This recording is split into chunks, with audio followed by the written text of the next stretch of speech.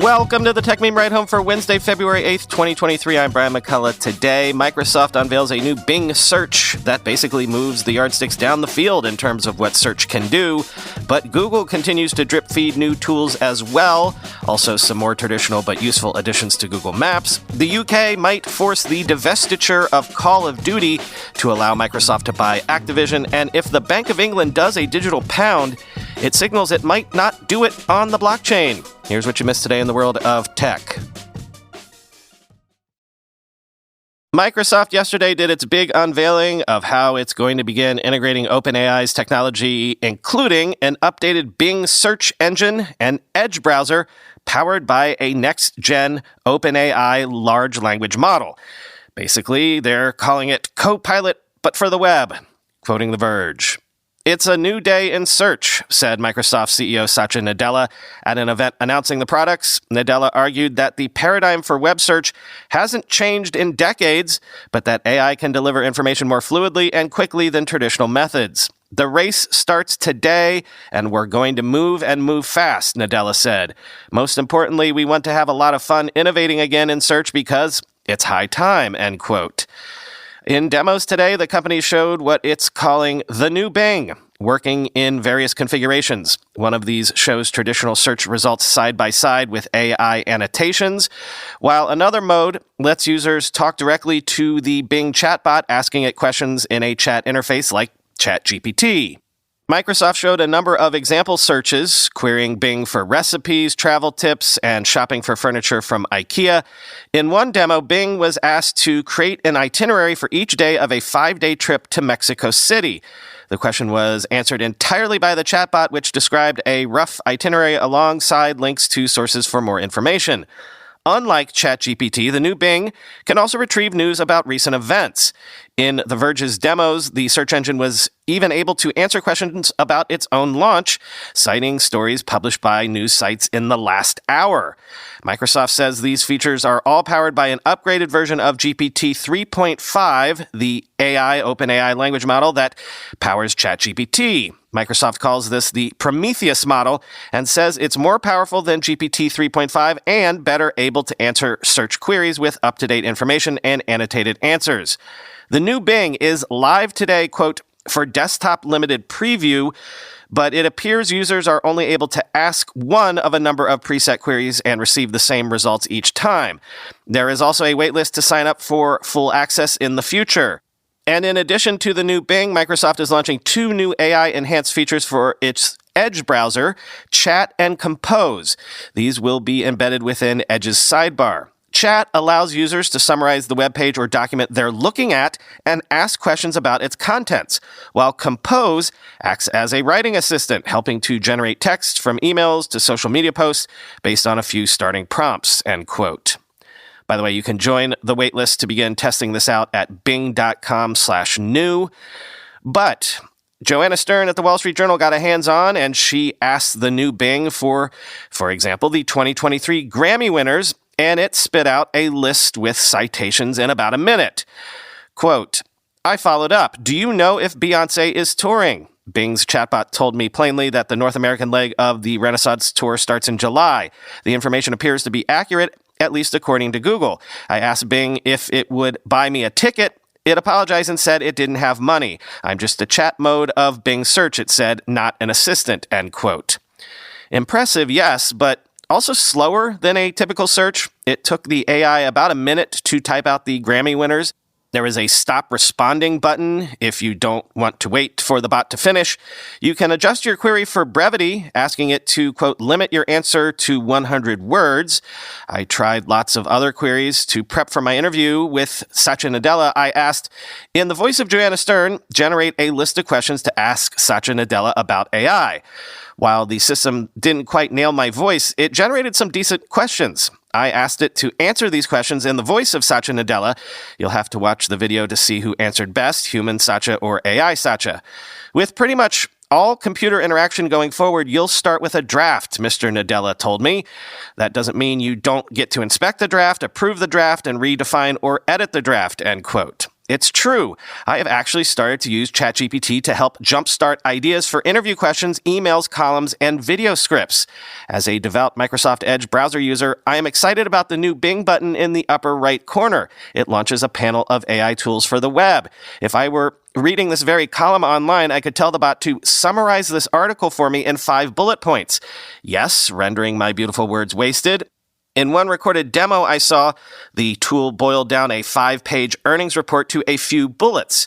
In the panel's Compose tab, you can tell it to write whatever you wish, an email to your boss, a Facebook post, or an answer on a job application. You can select the tone, enthusiastic, professional, funny, etc., or length, short, medium, long, and format, paragraph, email, blog post, bulleted list, and quote. We are all about to become prompt engineers, aren't we?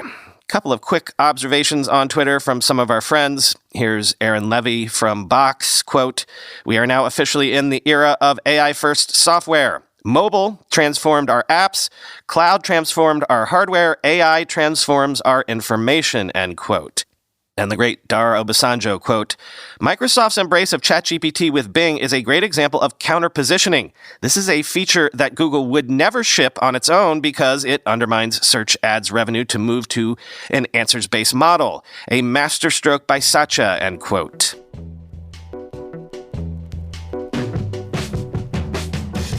Look, this is very much game on, y'all. I've been trying to stress that this is a race now. I could tell you about how Alibaba this morning announced its own ChatGPT-style tool, how Baidu has made that Ernie bot I told you about yesterday official. But more big news from Google, who, as The Verge puts it, continues to drip-feed AI announcements. Expect that to continue, and expect a big integration in search to be coming, soon. Maybe pretty soon. As mentioned, Google had a big event in Paris today where it gave a brief demo of that new Bard chatbot-style AI powered by its own Lambda technology.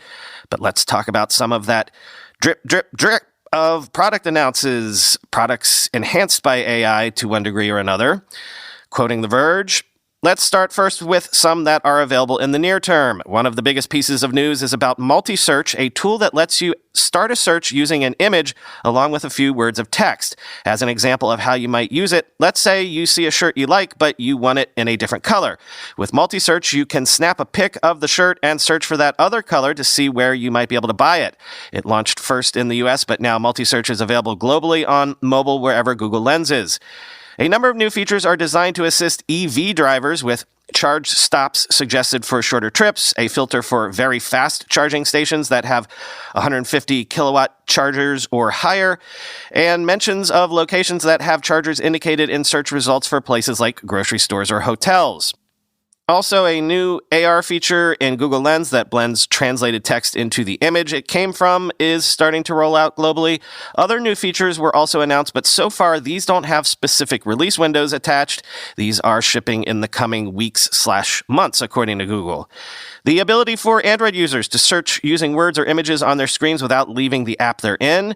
If you use Google Maps on your phone, Google will be able to show you ETAs and where to turn next right on your lock screen. And yes, it will be compatible with iOS's live activities. Multi-search Near Me, which lets you search for things like where you can find a certain food dish nearby, will be expanded to wherever Lens is available. You can currently use this in the US. Multi-search on the mobile web will be available globally in the next few months.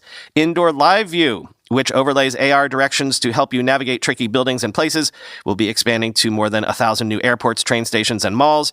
Search with Live View, which lets you learn more about specific places by viewing them through your phone's camera, is expanding to Barcelona, Dublin, and Madrid. Google Translate will be able to show you additional context about certain words or phrases. Google shared an example of how the feature could be helpful if you're trying to pin down the right translation for the word novel, which in English can refer to a book or something that's original. This feature will come first to languages including English, French, German, Japanese, and Spanish in the coming weeks. Finally, the new Google Translate redesign that already launched on Android will be coming to iOS in a few weeks, end quote.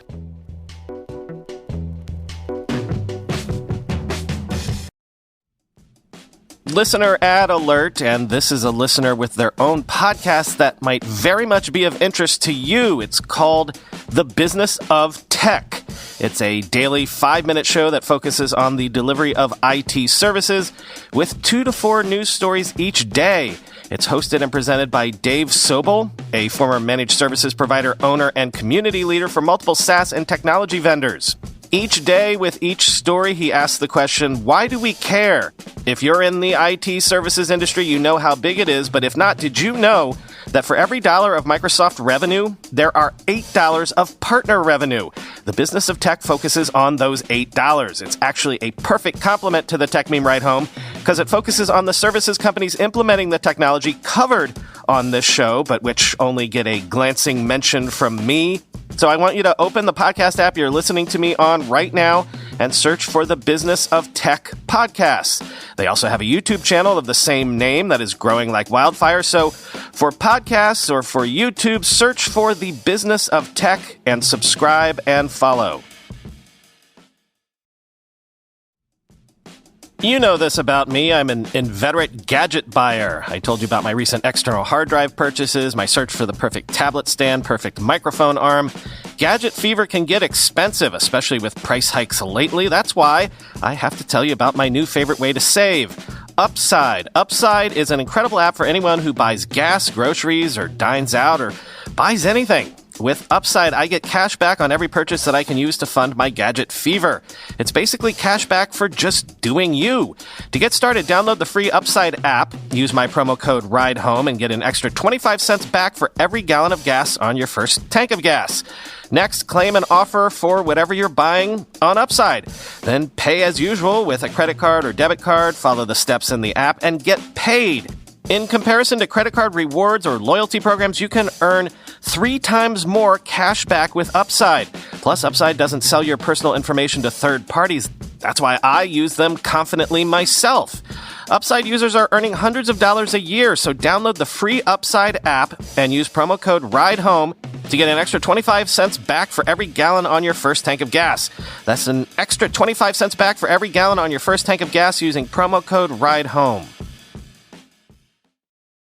But Google also had more traditional product announces today, specifically with Maps. Google has launched Immersive View for Maps in London, LA, New York City, San Francisco, and Tokyo, and plans to release glanceable directions globally in the coming months. This is from TechCrunch. Immersive View, which Google first announced at I/O in May 2022, is designed to help you plan ahead and get a deeper understanding of a city before you visit it. The company plans to launch Immersive View in more cities, including Amsterdam, Dublin, Florence, and Venice in the coming months.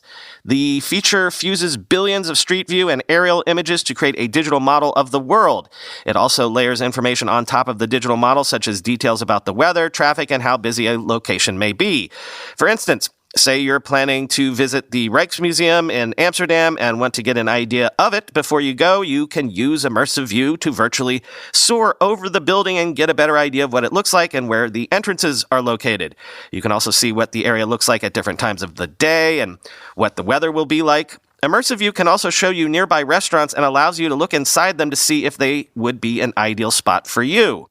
The company also announced that a new feature called Glanceable Directions is rolling out globally on Android and iOS in the coming months. The feature lets you track your journey right from your route overview or lock screen. Users will see updated ETAs and where to make your next turn.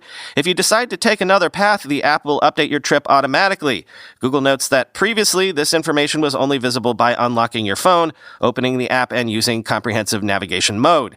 Glanceable Directions can be used whenever you're using the app, whether you're walking, biking, or taking public transit, end quote.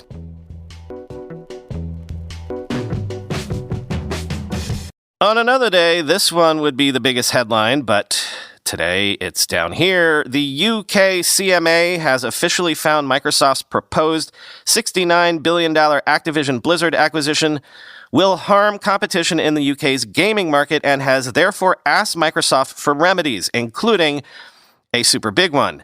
They might ask them to sell off the Call of Duty franchise.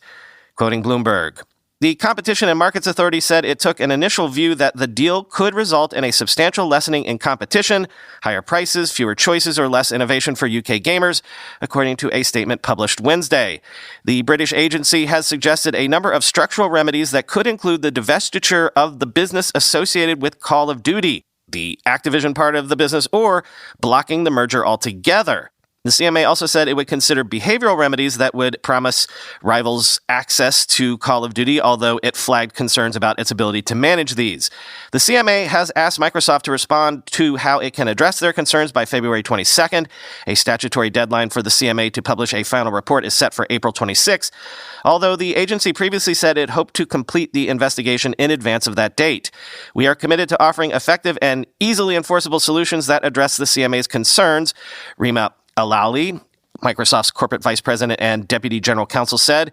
Our commitment to grant long-term 100% equal access to Call of Duty to Sony, Nintendo, Steam, and others preserves the deal's benefits to gamers and developers and increases competition in the market, end quote.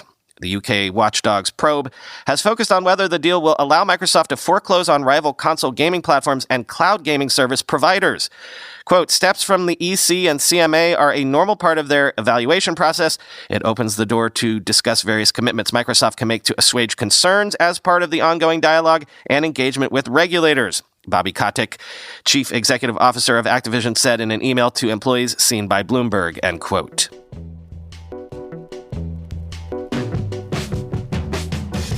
Finally today, the Bank of England published 2 papers on proposals for a new digital pound, which if they moved forward on it might not come until 2025 at the earliest, maybe 2030 is more realistic. Also, it would limit people to holding 10 to 25,000 pounds per person. But also what I find interesting is that they're seeming to favor centralized databases instead of doing this on the blockchain. Quoting CoinDesk, the bank would place some limits on holdings of digital pounds, at least during its introductory period, to avoid citizens hoarding their assets in safe central bank money and skirting around the commercial banking system, a consultation published today by the central bank and UK Treasury said. We judge that a limit of between 10,000 and 20,000 pounds per individual is likely to strike an appropriate balance between managing risks and supporting wide usability of the digital pound, they wrote. That range of holdings would allow 75 to 95% of UK earners to take their salary without breaching holding limits, the document said, but could vary by individual, it added, citing differences based on region, age, and gender. The central bank appears to take a cautious view on the ability to pre-program how funds can be used. While it could allow money held in trust to be released when smart contract conditions are met, or ensuring taxes get paid automatically, that functionality also changes the nature of money as a freely exchangeable good. UK banks on Tuesday expressed concern that the central bank digital currency, or CBDC, could effectively encourage a bank run as customers move to hold central bank money directly, perceived as the safest form of asset. A separate technical paper published by the central bank said distributed ledger technologies that underlie crypto and blockchain-based solutions, quote, might have advantages in guaranteeing consistency and resilience while presenting privacy, scalability, and security challenges. Centrally governed distributed database technologies might achieve the ledger requirements without such limitations. Therefore, these technologies might be appropriate for the core ledger design, the technical paper said. The bank will not implement central bank-initiated programmable functions, the technical document said. Instead, the bank would provide the necessary infrastructure for the private sector to implement programmability features for users. Those features would require user consent, end quote. The central bank said it would allow private sector companies such as those providing anti-money laundering checks on wallets or offering analytics services to offer programmability on top of central bank infrastructure, but said any functions shouldn't reduce simplicity or performance.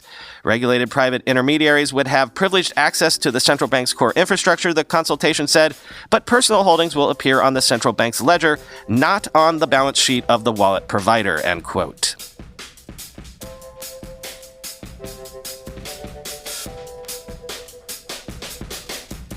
Seems that a lot of you were as impressed with yesterday's AI experiment with my voice as I was. At least all of the feedback so far has been positive. Whereas that experiment I did a month ago, the feedback was basically universally negative. When I find the time, I'll try to train the AI on the full 50 episodes I'm allotted, and we'll see if the voice gets even noticeably better than it is now. No, I'm not planning on doing any full shows using the voice just yet, but it sure as heck is handy right now as a yardstick just for us, just for our purposes, to practically see in real time just how fast this stuff is evolving. Talk to you tomorrow.